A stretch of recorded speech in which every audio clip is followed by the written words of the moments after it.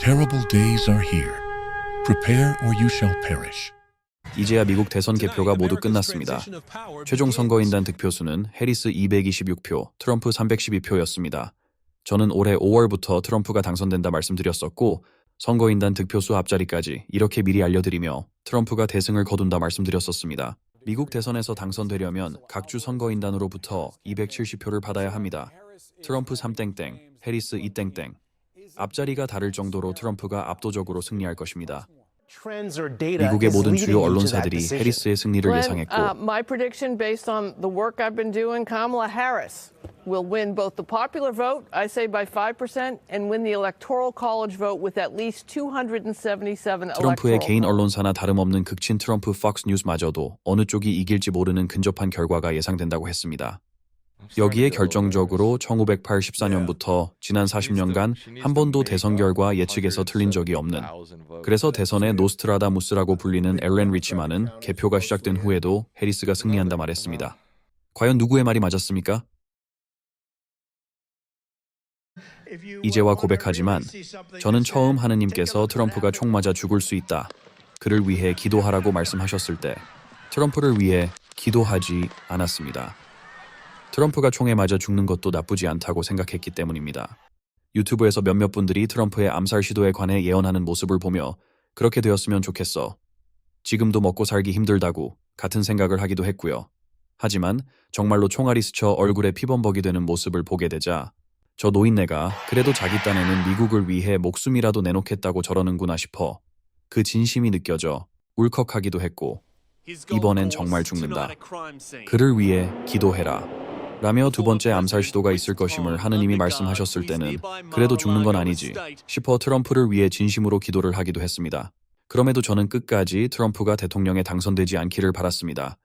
지금도 먹고 사는 게 쉽지 않은데 트럼프가 대통령이 되어 일어나는 여러 좋지 않은 일들, 그러니까 대공황, 전쟁 같은 일들이 4년 후로 미뤄지기를 바랐기 때문입니다.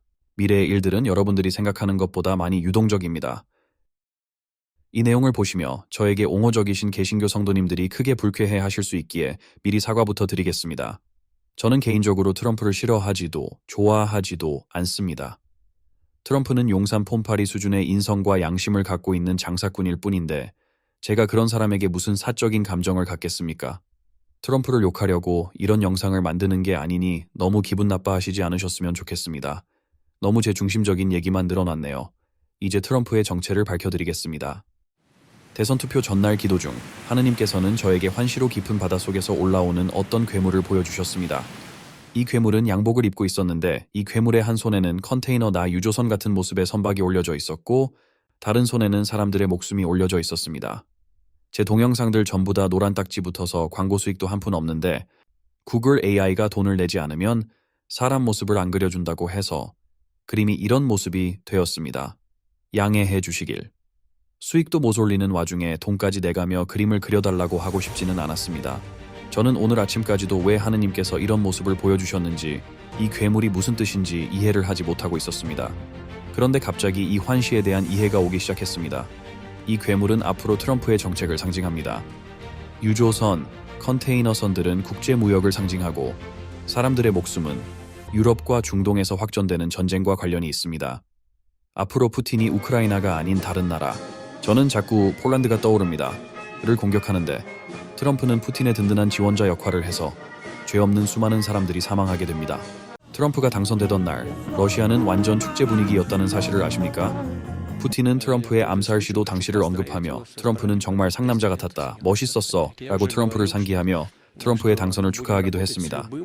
이 둘은 개인적으로 서로를 너무나 좋아하고 양아치는 양아치를 알아보는 거겠죠?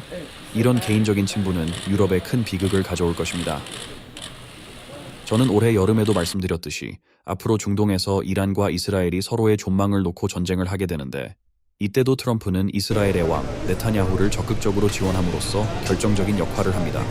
왜 미국은 이스라엘을 지원하고 지지하느냐고요? 미국이라는 나라가 요한계시록에 나오는 미스테리 바빌론이기 때문입니다. 고대의 이스라엘이 재건국하는데 금전적 지원을 해주고 막강한 군사력으로 이스라엘의 종교를 지켜준 든든한 뒷배는 바로 바빌론이라는 나라였습니다. 요한묵시록에는 말세에도 이런 바빌론과 같은 역할을 하는 국가가 전 세계를 지배하다 한순간 멸망한다고 적혀 있는데 이 미스테리 바빌론이 바로 미국입니다. 저는 트럼프가 이 바다에서 올라오는 괴물이라고 말하는 게 아닙니다. 단지 그의 정책이 이런 괴물과 같은 역할을 한다고 말씀드리는 것입니다. 하느님께서는 이 괴물의 모습을 상징적으로 보여주셔서 트럼프의 정책이 어떤 결과를 초래하는지 미리 알려주신 것입니다. 마지막으로 트럼프는 트럼펫, 나팔입니다. 요한 묵시록의 나팔은 재앙을 선포합니다. 예언자라는 사람들, 우파 개신교인들은 이런 사실을 보지 못합니다. 트럼프 개인 우상에 빠져 모두 장님이 되었기 때문입니다. 오늘 제가 받은 말씀입니다. 주님께서 말씀하십니다. Terrible days are here. Prepare or you shall perish. Prepare or you shall perish. 혹시 이런 문구가 성경에 있나 구글링에 찾아보니 정말 신기한 게 제가 오늘 하루 종일 묵상했던 내용이 바로 이사야 38장에 나오는 하느님 야훼께서 히스기야 왕의 수명을 늘려주신 내용이었습니다.